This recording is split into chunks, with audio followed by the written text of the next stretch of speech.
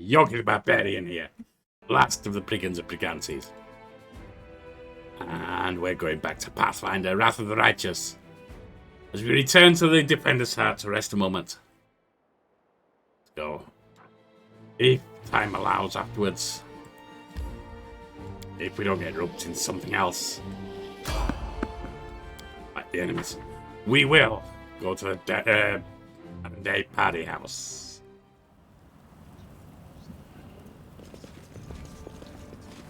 None shall escape!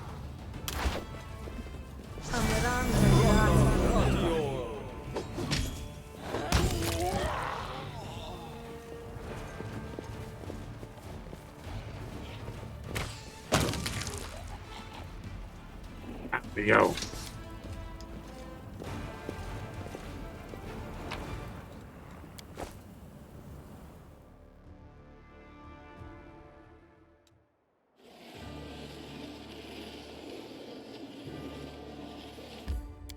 In again. Good. Good. Good.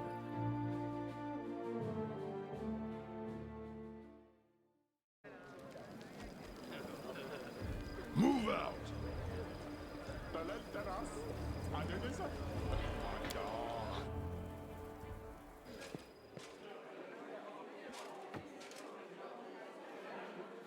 Right. We've got Seela here. And her friends. The Defender's Heart greets you with unexpected liveliness. Beyond the walls of the tavern, the once bustling and festive city lies in ruins. But somehow none of that can be felt within these walls. The people in the room are laughing, talking, raising toasts, even softly singing. It doesn't look like a typical tavern revelry, but nor is it the grim vigilance of recent days. Seela waves to you. He's sitting at the table with the trio you met previously, the knight, half-elf, and red-headed halfling. Yorkie, come. Let me properly introduce you to Ilan, Jenna, and Curl, the fearless warriors of the League of the Inspiring Cart. Seela pushes a mug of beer towards you and speaks softly. It was me who convinced her to best use what Jenna, Curl, and Ilan found for a party. If you look out the window, you might think the end times have come, and the abyss have devoured us all. I thought some simple pleasures, good food and good company, could keep the gloom at bay. Seela looks at you hesitantly, as if trying to gauge your reaction. Have I ever turned down merrymaking and good company? Let's raise our mugs, my friends. Wait, I'm not ready for another toast yet, says Curl. Not every day did I drink with paladins, knights, and sword lords. Yeah, hey, are we just going to sit here with grim faces? I'd say we get to know each other a little better, so we have better reasons to toast. Tell me about your order, Ilan. As stories go, it's not very entertaining. I was born far to the south in Andoran. I lost my parents early, led the life of a simple mercenary, but often questioned the path I had chosen. I'm proud of my sword skills, I enjoy training and drills, and I'm not afraid of battle, but risking my life for coin. It takes a special mindset to choose that lot with no regrets. You have to want to risk your blood. Saw too many of my friends die, and I wondered if it was worth it. So in the end, I decided to choose another path. Now, if I'm going to lay down my life, at least it will be for a good cause. That's why I ended up in Mendev. I became a squire to the Hound Hearts. It's a small order. By tradition, it never has more than 12 members, and a new member is only knighted after one of the elders dies. We patrol the lands along the Wardstone line, and provide aid to travellers and settlers. Unfortunately, death is common among the Hound Hearts. I became a full knight 2 years ago after laying my mentor to rest. But I'm content with my choice. My place among the Crusaders. Have you been serving in the Eagle Watch for a long, Jenna? Signed up 4 days before the demon attack. Am I lucky or what? Jenna lets out an overly boisterous laugh. I'm apprentice to a famous fencing master in Mivon, and I've learned a thing or two from him, believe me. I soon got bored fighting off bandits and getting involved in the petty squabbles of the bickering river kingdoms. I wanted a proper challenge. Can't find a better place than Mendev. And what you know, the moment I arrived, a demonic invasion began. You don't tell Hullrun that, he'll think you brought them. My father would say that's no accident. Fate brought me here. What about you, Curl? How did you end up in the Condemned? I just did what everyone else was doing. I grew up in the slums.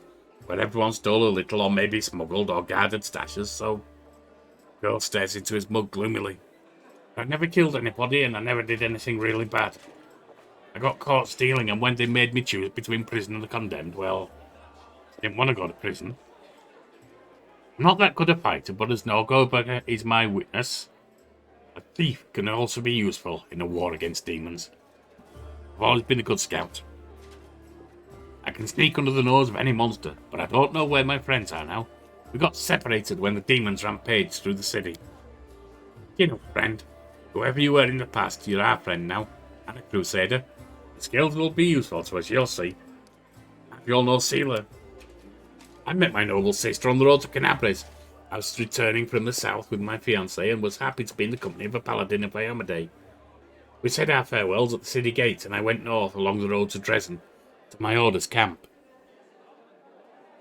Helen's face grows grim at the mention of the camp. The demons attacked us there at the same time they struck Canabres, but we managed to fight them off. We hurried to the city's aid and joined forces with the Eagle Watch. All my fellow Hound Hearts were wounded during the battle on the streets. I'm the last knight of my order who can still fight. It's so good to see Sealer again. Every loyal heart counts these days. I met Sealer at the tavern in Canabres, says Curl. Before the attack, of course, she was one of the few who would sit at a table with the condemned. Knights usually don't bother to look at us, but Sealer's different. I knew it the moment I saw her. That's what made me notice Sealer too. So I sat down to talk to her. I never understood why everyone treated the condemned so horribly, and I still don't. Our Curly's a great lad, so after that night, Sealer and I went round the taverns together every day. There is an amazing place, this Sealer. People from all over the world come here for glory, redemption, or to help those in trouble. And they always find each other. This might be the best place in the world to find like-minded people and friends.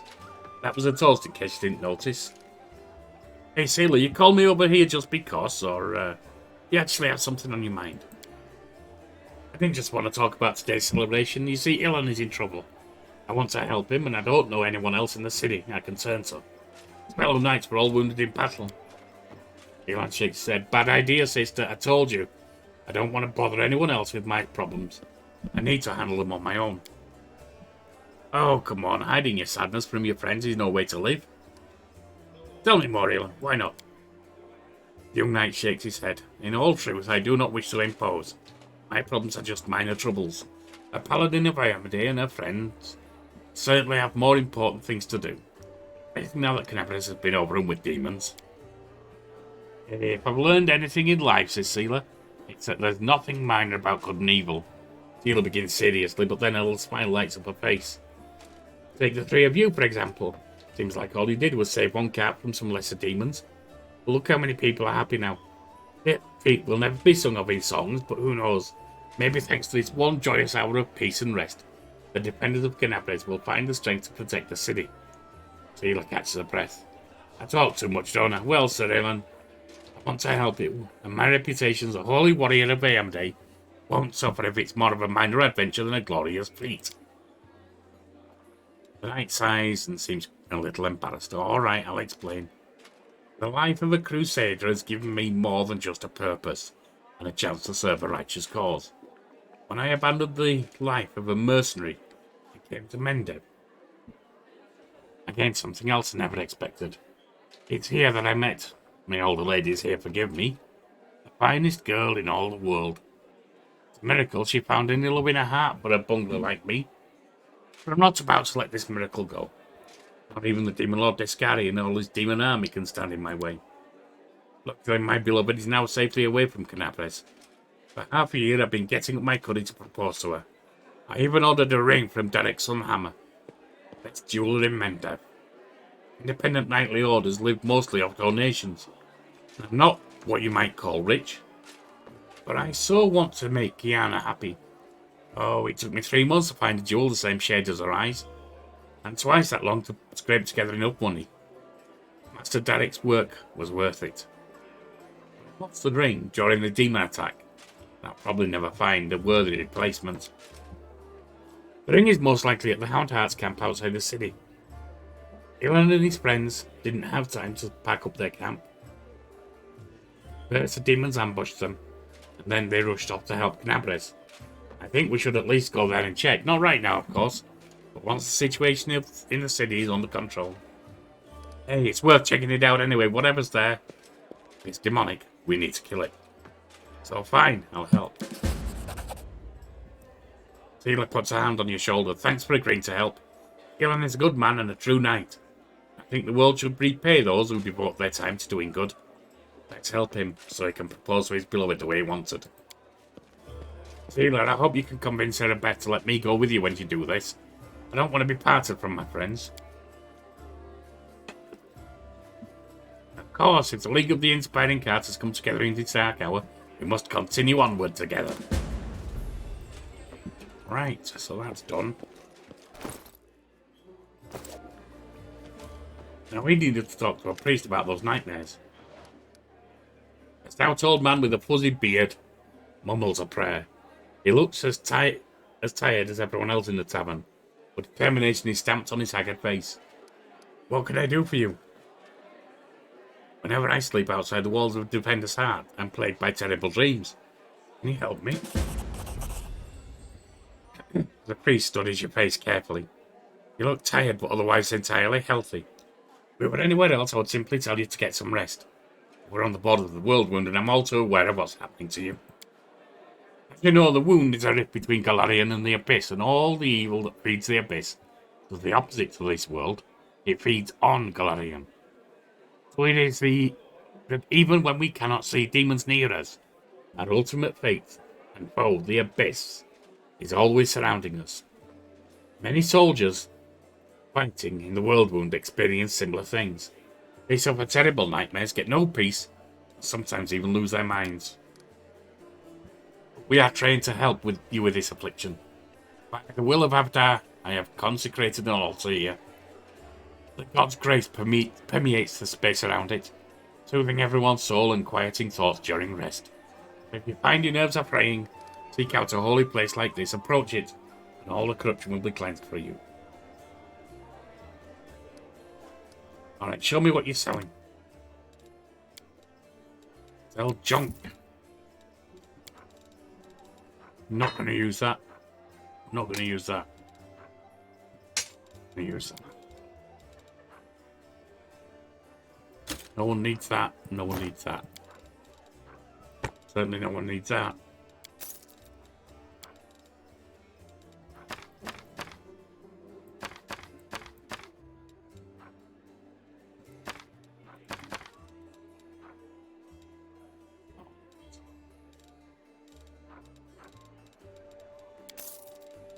No.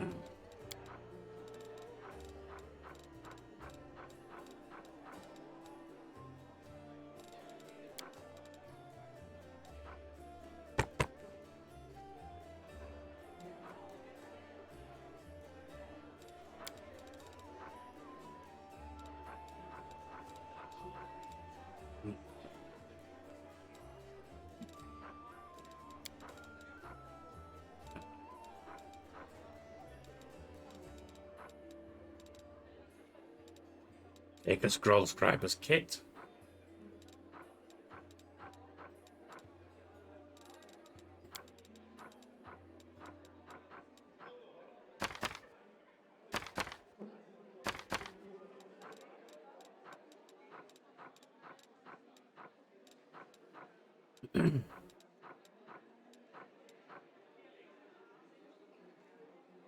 Wants to resist fire. We'll take the resist acid too.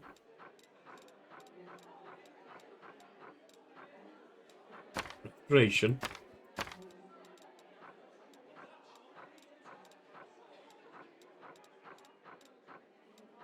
That's the restoration.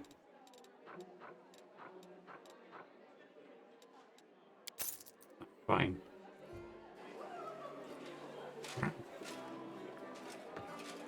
And we do need to talk to the storyteller. The blind elf whispers something under his breath. Hearing his steps, he turns to you slowly. Greetings, Yorkie. You brought me a new story? Present the stone knife. I found this in the temple where Terendler perished. Seems weird. What do you make of it?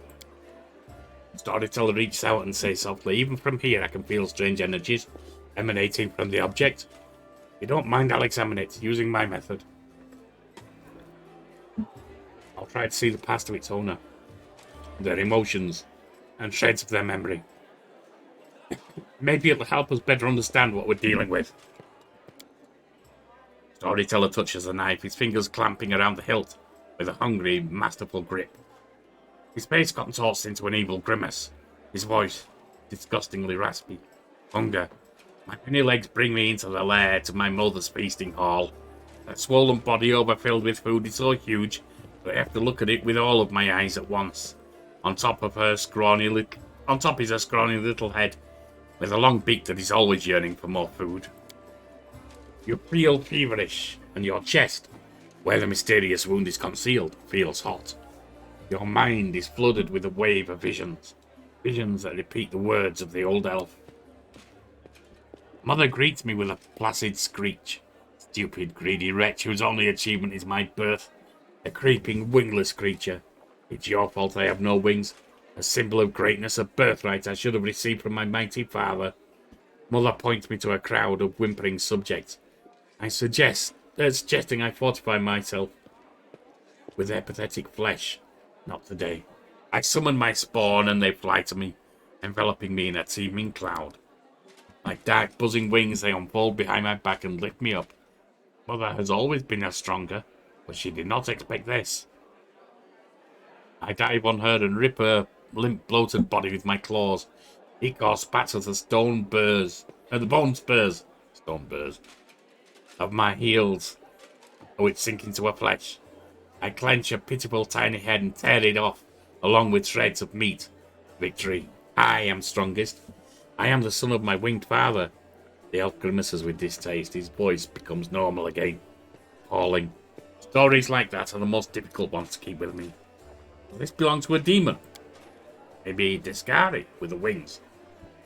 Storyteller opens his mouth to answer, but a sudden spasm crosses his face. A new vision, a much stronger one, engulfs the old elf. The malevolent undertones vanish from his voice as it grows more determined and tired. Even looking at the wardstone is difficult. Despite the corruption nesting in it, it still has an aura of strength. Your fingers clench the stone held so tight it hurts. A little spot of the flawless surface of the wardstone draws your attention. It looks like a butterfly.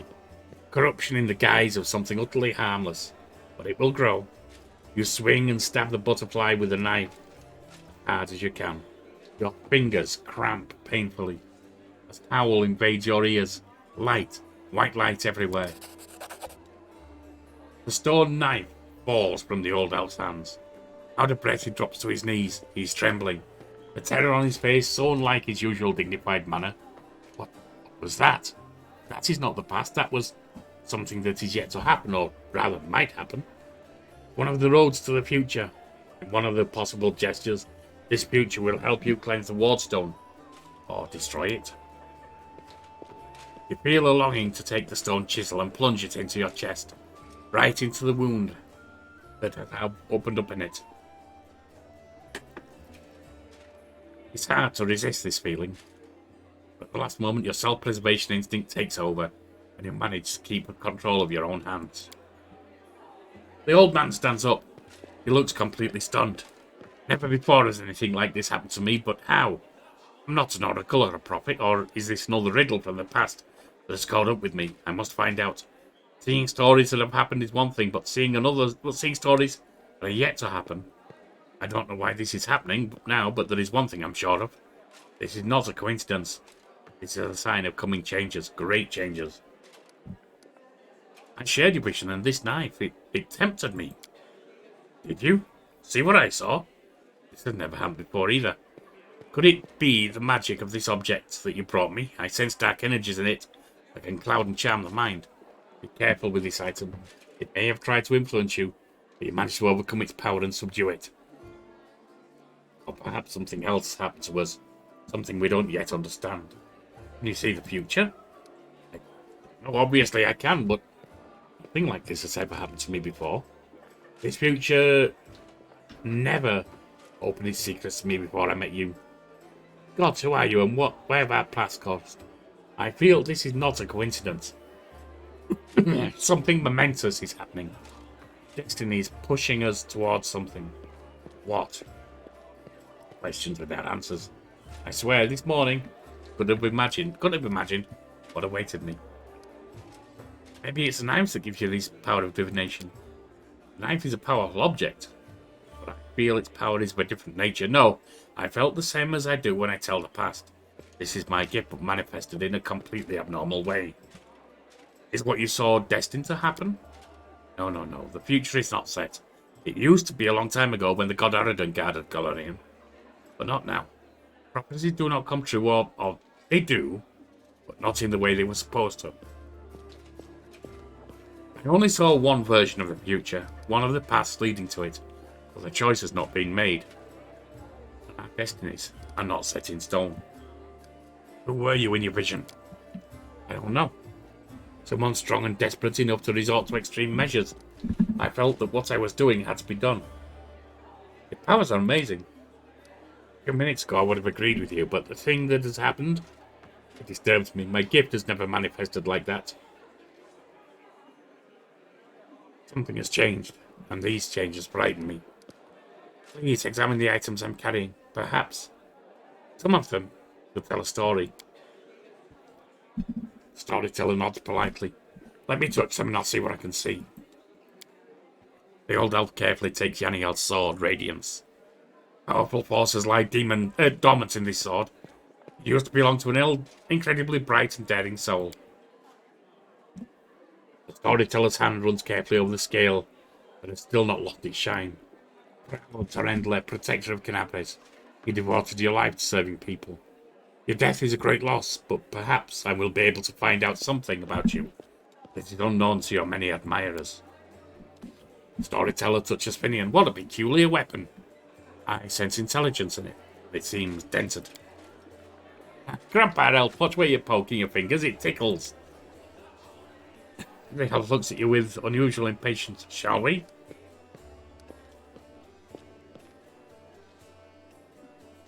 Tell me about its previous owner, the stone knife. We've heard this one. We've heard all that.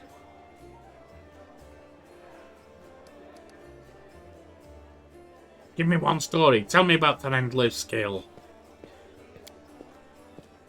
The storyteller takes a deep breath and smiles. I am flying. I can finally spread my wings. I am gliding over a broad river. The sunset has turned its smooth surface smooth like a mirror. I see my reflection. It's as if another silver dragon is rising to meet me from the depths, but what is it? The scales on my chest are black and the darkness is spreading over my body. I wake up, a clear sky sways above me, blazing with heat. I am in human form. The red dust of the wound clings to my cracked lips. Someone is carrying me on a stretcher made of shields and spears.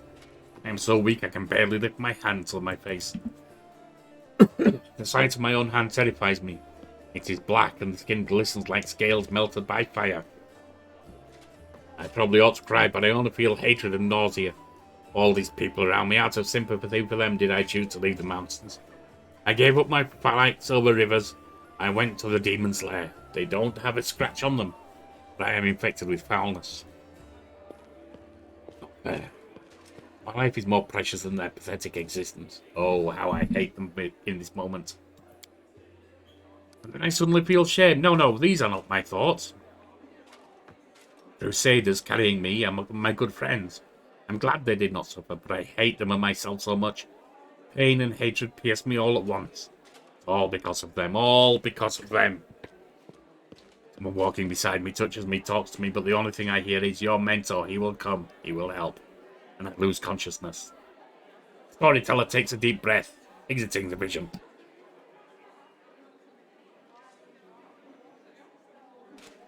Such hatred from Tarendler. Wasn't she on our side? Tarendler has come a long way. Her unit was ambushed by demons once, and she was infected with foulness. The Tarendler you met. Canapres has gone through many trials and regained her purity. What happened next? Storyteller puts his hand to his forehead. Sometimes the past can be as vague as the future.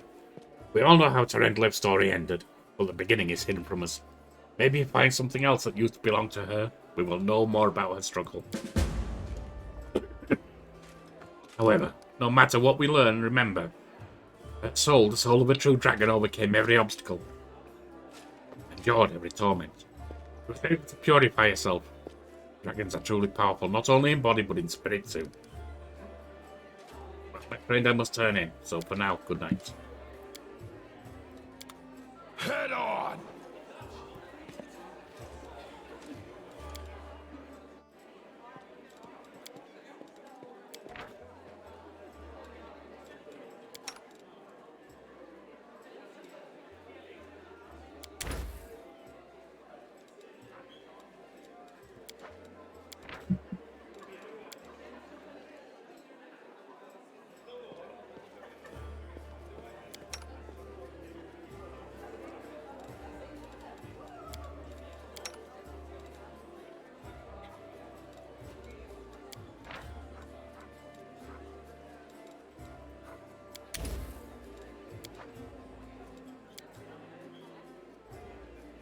A little sleep.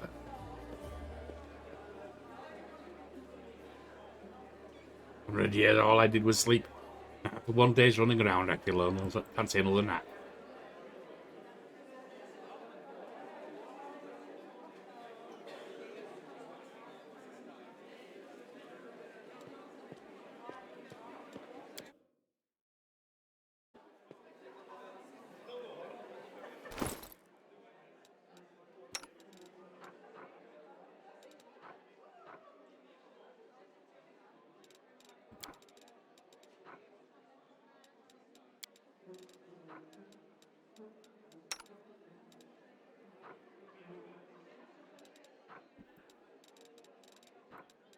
Do that.